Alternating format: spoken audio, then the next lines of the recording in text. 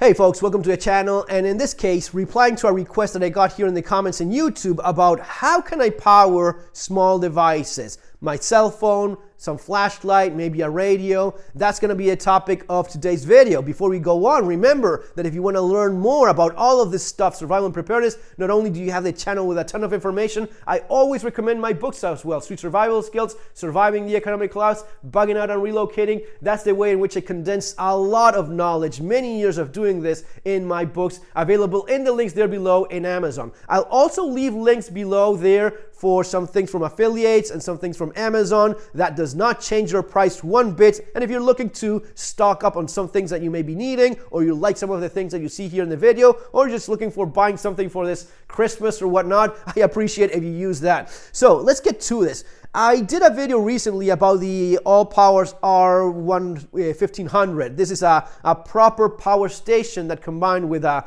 200-watt solar power, really puts you in a very good position during an extended power outage. That thing has a lot of juice, a lot of power, and it's pretty cool. Now, if you're looking for something that is, maybe a couple steps below that sort of thing, and you just want to have something so as to power smaller gadgets, then you do have alternatives, and they're of course quite a bit cheaper.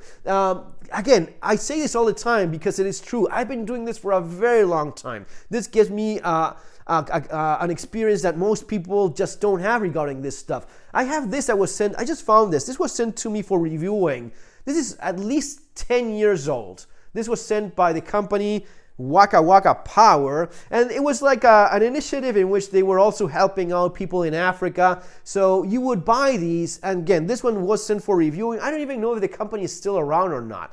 But my point is, many years ago, they sent me for this thing for reviewing, and the idea was for these people to have something so as to, you have a way of having some kind of lantern, and then you have a way of charging a battery so as to charge a cell phone. That was the requirement for these African towns and tribes. They don't want to power a fridge. They don't want to anything fancy. They just want a little bit of light so as to not use an oil lamp, which is quite toxic inside a home environment if you're just burning a piece of cloth with oil, and charging cell phones. They don't need anything. They were good with that. That was what they were looking for, and that worked, right? So with that need in mind, they made this device. So you have a battery, 2,000 milliamperes. You have a lantern that you can just set like this, and this was mostly for kids to study when the light went down, and they didn't have to buy that oil. So that oil itself, it's not only toxic when you breathe it in as you burn it, but also it's expensive. This just uses solar power. They sent this to me for reviewing, and 10 years later, this thing is still working, man. It still charges. Yeah, very cloudy right now, but yeah, you see. So even now, so many years later, the battery still charges. It's not going to be as good as it was before. The panel, I remember that I did this video and explained, this is a very nice solar panel. This will work. And I was absolutely right about that. Not only does it work, they obviously got a nice battery in there because it's still working. Now, I'm going to put on my tinfoil hat right now and say that these guys selling these devices, they put batteries that they know will not last more than 2, 3, 4 years tops. Why? Because there's no technology. No, they just want that thing to die for you to go and buy another one. But based on this experience, I know that there's products out there that will hold on a lot better, and that's where we get into the topic of the video. If you just want to get enough juice for your cell phone, radio, flashlights, other small devices, you have some options. Look, I've shown this before in many videos, and I'll leave the links for all of this stuff or the closest thing available. Sometimes it's not the same brand, but kind of on the same sort of device with good reviews. Usually that has good results. At least it's been that way for me for a while now. This is like 10, 15 bucks. I don't remember exactly how much. 10,000 milliamperes. You will be able to charge your cell phone these days, larger screens and so on, at least a couple times. So this for a little trip, day hike, going out for a day or two, this is fine. You'll be able to charge your phone a couple times, then you have to charge the battery again. Now, what about power outages? What about when I rely on the sun to get that juice? Well, that's where you need the solar panel. Something like this will allow me to charge one of those older phones pretty well. Maybe not 100%, but maybe 50% or so. If I have a good amount of light out there and I make the most out of it, leave it I can probably power it up all the way. Especially back in the day, 10 years ago, when phones were smaller screens, smaller batteries. Yeah, this worked. This was fine. Now you have a little bit maybe larger batteries.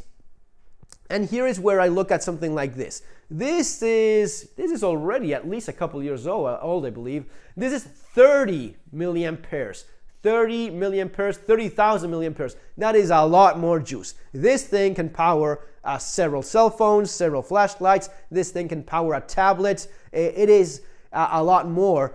And it's not really all that much more expensive. Again, just check whatever links I find, but a lot more power. You have the wireless charging, so you can put it on top, and it has some sort of flashlight or lantern. Yeah, not the thing that you get this for, but mostly the power of the battery, and you have a nice solar panel. Now, you have to keep in mind, there has to be some,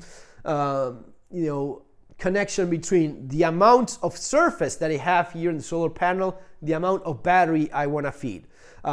This solar panel, it is nice.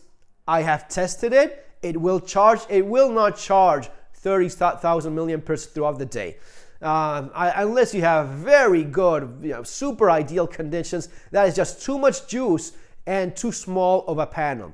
If you want to have something for emergencies, yeah, you bet it will do it. But it's kind of sort of like this. This is something that they sent me from XH Data for reviewing. I actually asked them to send me this because I was looking for. And here you have a decent little battery. That's 18650 rechargeable lithium-ion battery, right? And I have a tiny solar panel.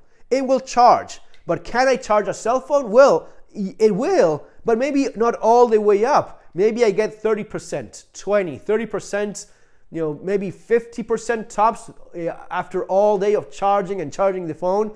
But this is not ideal. This is the kind of thing that is intended for what? For emergencies. There's an emergency. I have an emergency flashlight. I have an emergency radio, which is actually quite good because being XH Data, their radio is excellent in this thing. And I actually have a very sweet battery, which is replaceable. That's good. And I have a good but tiny solar panel.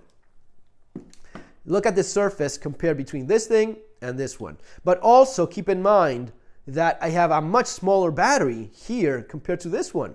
This is 10 times bigger in terms of the amount of juice that I need to feed this thing. Here is where you have to look at your priorities. You want to have something. This is something. This will get you through an emergency if you need 10%, 20% battery so as to make a phone call, go online for a few minutes, whatnot. Is this ideal? No, but again, emergency use. In a disaster, I want to have this thing. Great. But no, I want to have even more power. Okay, then this is what you're going to be looking at. This has a lot more juice. I can charge this. The battery is of good enough quality that even a year later, this thing is still doing very well. Very nice. I think I charged it recently though, but it was like 80% after a year of not even using it, and I probably left it there myself. So yeah, the quality is good, man. These things do get the job done, but keep in mind the surface is decent, but it's not. If you want to have something that, no, I want to power my cell phone, my kid's cell phone, 3 cell phones, a couple flashlights. Well, the juice is going to be there once you feed it to it. But in this case, I probably want to get a solar panel. Again, I'll leave links for these things, and if it's not the same one, something very similar. But this is a 28-watt panel. This is a lot more surface, and this thing will charge this battery as if I just plug it to the wall. That's going to be the kind of power you get. So in maybe a couple hours, let's say 2-3 hours, you're very likely to get, with a good amount of sun out there, with somewhat acceptable weather conditions, 2-3 hours later, this thing will probably be at least 80% charged. It's gonna depend. It will depend on the amount of sun that you have, where the latitude of where you are in the world, and a bunch of other things. But this is a lot more power. In my experience, this powers it up at sort of the same speed as if you just plug it to the wall. So this combo right here, right? This is great. This is intended for emergency use, and it has that place for people that just want something for emergencies. And of course, here you have the radio, which you don't have here. But if I want to power small devices without going that extra step, like in the battery, the power station of the All Powers R1500, this is a lot cheaper. And for this sort of thing, you're gonna be fine. Guys, that's the advice I have for that guy that asked this specific question. You have alternatives, you have options. You just need to understand what you need to power, what amount of energy you need, and how you plan to resupply that. That's gonna be all for now, folks. Take care. See you on the next video.